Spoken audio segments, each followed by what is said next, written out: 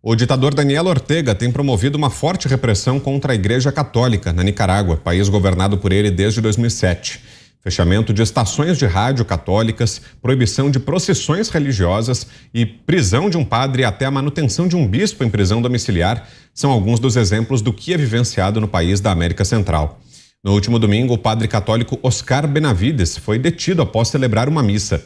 A informação foi divulgada em uma nota emitida pela Diocese de Ciúna, que também afirmou não saber as causas ou motivos da prisão. Fontes citadas pelo Centro Nicaragüense de Direitos Humanos dizem que o padre foi retirado de seu veículo e levado por uma patrulha com destino incerto. As relações entre a igreja e o governo nicaragüense se complicaram desde protestos contrários a Ortega realizados em 2018. O bispo de Matagalpa, Rolando Álvares, que é crítico de Ortega, está em prisão domiciliar há mais de 10 dias e é investigado pelo governo por suposta conspiração. Nas redes sociais, o presidente Jair Bolsonaro relembrou das ditaduras chamadas de amigas do PT, que perseguem os cristãos, fecham jornais, deixam o país em extrema pobreza, prendem opositores, aumentam impostos e liberam drogas e abortos. O chefe do executivo disse ser estranho a sigla esconder dos brasileiros essas relações e suas pautas durante o período eleitoral.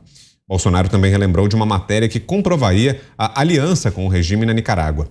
Ao longo de sua trajetória política, Lula nunca fez questão de esconder que é amigo de longa data de Daniel Ortega, algo que ele chegou a ressaltar, inclusive, durante um discurso feito na Nicarágua em 2007, enquanto ainda era presidente da República. Recentemente, o petista defendeu o controverso político, relativizando a ditadura do país e causou polêmica ao compará-lo a Angela Merkel, ex-chanceler da Alemanha. Há pouco, Lula falou sobre a questão religiosa nas redes sociais. Abro aspas. Eu sou candidato do povo brasileiro e quero tratar todas as religiões com respeito. Religião é para cuidar da fé, não para fazer política. Eu faço campanha eleitoral respeitando religião e não uso o nome de Deus em vão. Fecho aspas.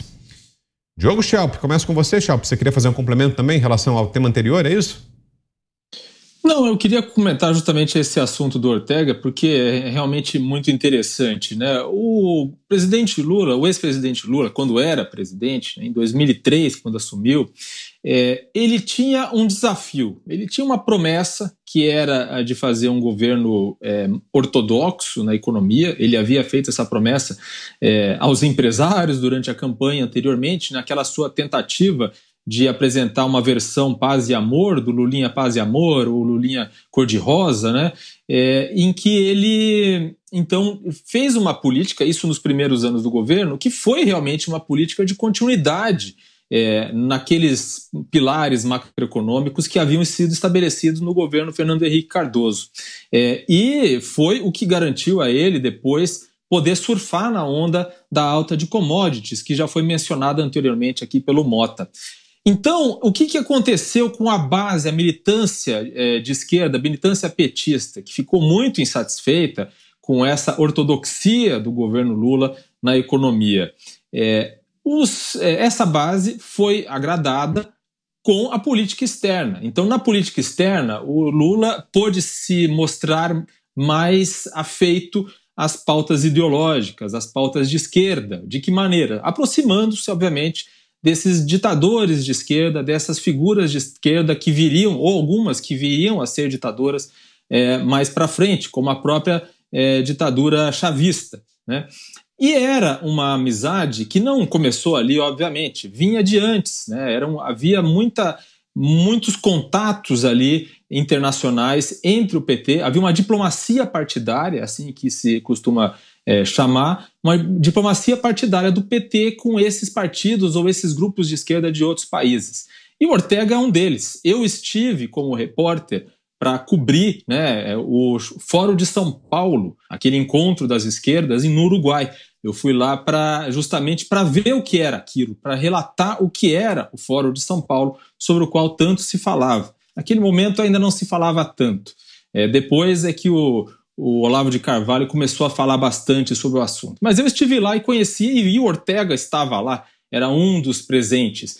E uma equipe, né, do PT que estava lá também, justamente a ala mais radical do PT, que hoje, por exemplo, a mesma ala que recusou, por exemplo, que votou contra a entrada do Alckmin como vice na chapa do Lula. Então eu acho muito interessante porque, de fato, essa é uma nódoa do PT, é uma nódoa aí do discurso de Lula. A comparação que ele fez com a Merkel é absolutamente ridícula, porque a Merkel era chanceler num regime parlamentarista, no qual o primeiro-ministro pode ser retirado a qualquer momento pelo parlamento.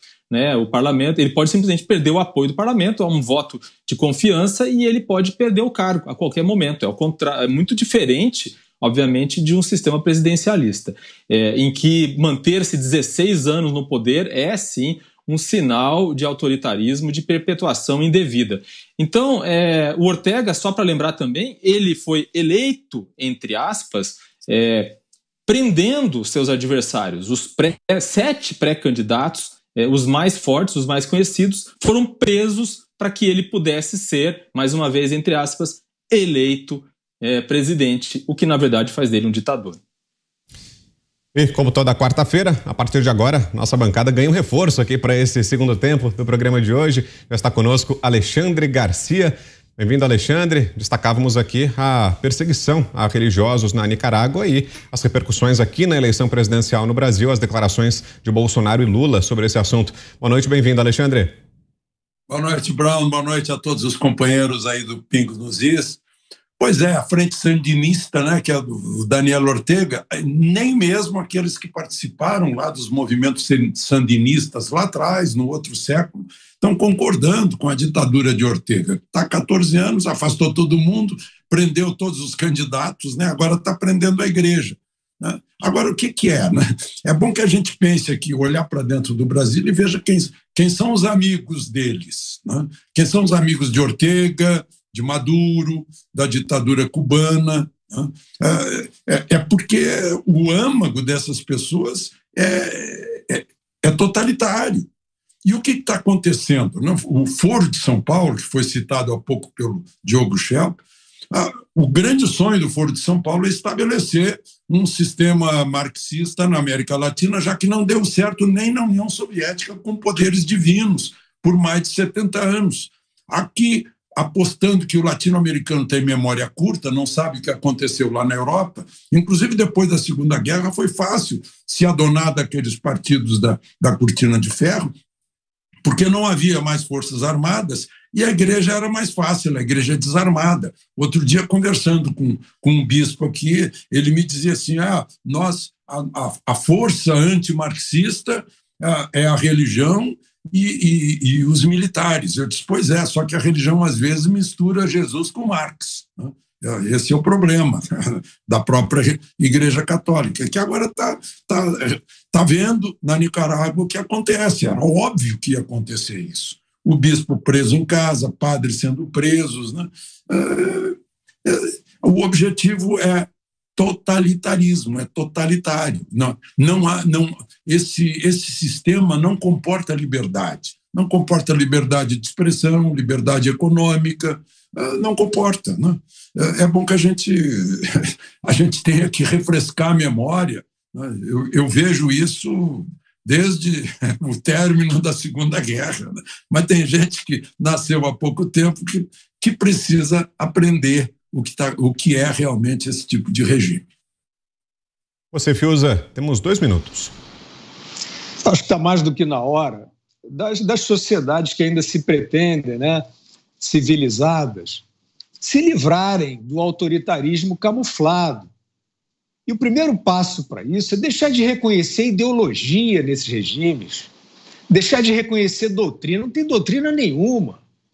A China abriu para o capitalismo, tomou um banho de loja ali, continuou sendo uma ditadura, ganhou dinheiro, virou financiadora do Ocidente e está tudo bem. Que doutrina é essa? É o comunismo do B? Isso aí são fachadas, são vernizes para desculpar o despotismo. Então, nós temos o exemplo do Lula aqui. É um homem que hoje em dia não tolera esse negócio da livre circulação de informações. E no seu governo, o que nós vimos foi, né, uma seleção de empresas, né, confessaram, não adianta ficar dizendo não aconteceu, mas aconteceu. Marcelo Odebrecht contou tudo, pagou caríssimo por isso. Então, o que permite esse tipo de assalto ao Estado? Assalto em todos os sentidos, inclusive institucional. É justamente você ter um autoritarismo velado. Você impregnar as instituições de uma cadeia de comando que não é institucional. Às vezes não é nem partidária.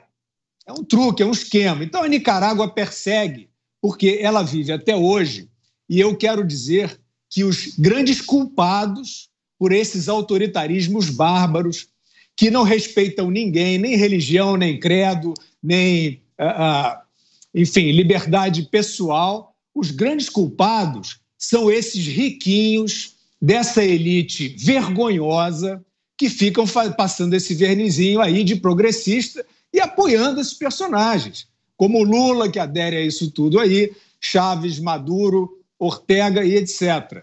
Então, entendam o seguinte, com toda humildade aqui, mas eu acho que está mais do que na hora. Não tem doutrina aí.